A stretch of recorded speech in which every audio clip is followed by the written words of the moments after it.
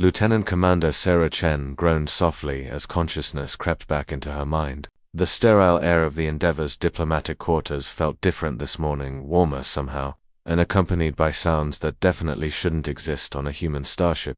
Tiny roars, squeaky, earnest, and insistent. Her eyes snapped open to find three furry faces mere inches from her own. The Orcs cubs no larger than house cats, but covered in sleek golden fur with distinctive black stripes at attention beside her pillow. Their amber eyes gleamed with unmistakable pride. What in the Sarah started, pushing herself up on her elbows.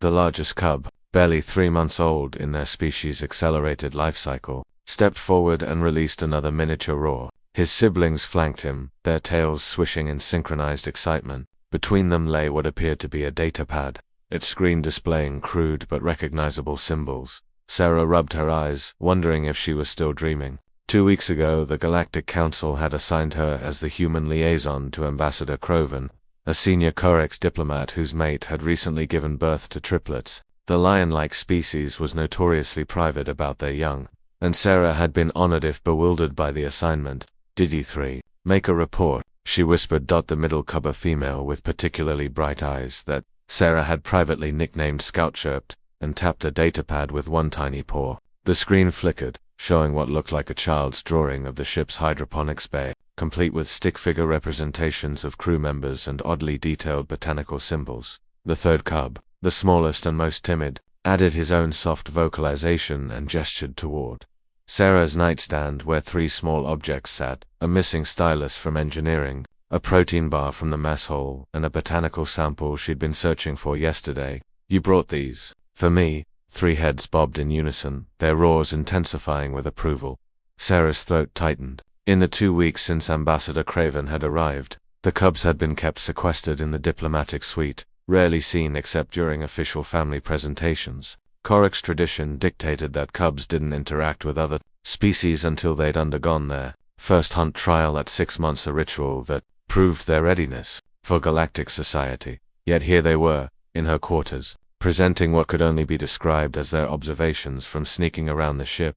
A soft chime at her door made all 4 of them freeze. Sarah glanced at the cubs, who'd gone perfectly still, their predatory instincts kicking in despite their size. "Lieutenant Commander Chen," Ambassador Craven's deep, rumbling voice came through the intercom. "I apologize for the early disturbance. My offspring appear to have ... absconded." Sarah looked at the cubs. They looked back at her with what could only be described as pleading expressions.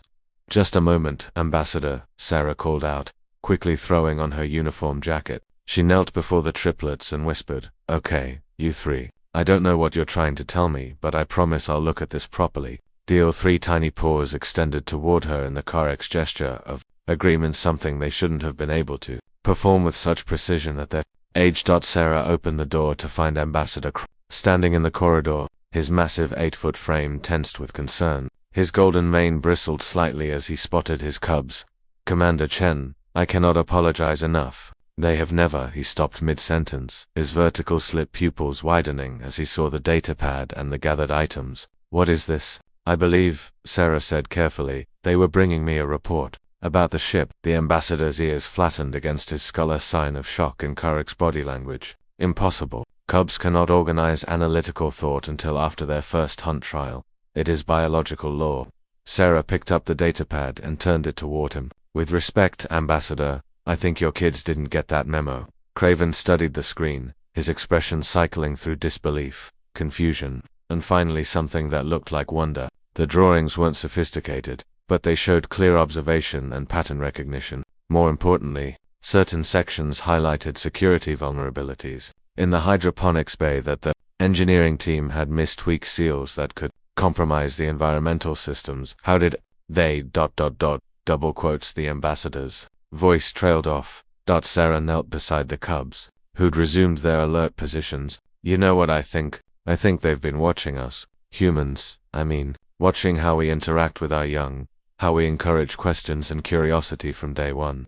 She thought back to the past 2 weeks. The cubs had been present, always quiet, always observant when she'd video called her niece back on Earth, helping the 8-year-old with a science project. They'd watched her review security footage with Ensign Marcus Wright, seen her troubleshoot problems through collaborative discussion rather than hierarchical command. In human culture, Sarah continued, we believe children are never too young to contribute. We might not always take their observations seriously, but we listen. We validate their efforts to understand their world. Ambassador Craven slowly lowered himself to the floor, bringing his imposing frame down to his cub's level. They chittered excitedly and bounded toward him, climbing over his legs and mane. For the first time since boarding the Endeavour, Sarah saw the stern diplomat's facade crack into something resembling paternal affection. The Council claims humans are dangerous because you change things, Craven rumbled softly, his massive paw gently stroking Scout's head. Perhaps they are correct, but not in the way they fear. You don't change through force or conquest. You change through example, through showing us possibilities we never imagined. He looked up at Sarah, his amber eyes reflecting centuries of Orcs tradition meeting something entirely new. My cubs should not be capable of this for months, yet here they are, inspired by watching a human treat them not as incomplete beings, but as individuals worthy of engagement.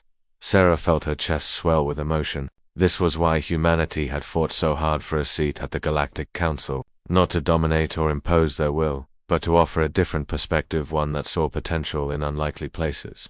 So, she said with a grin, what do we do about their report? Because if I'm reading these symbols correctly, we've got a legitimate security concern that your 3 troublemakers discovered.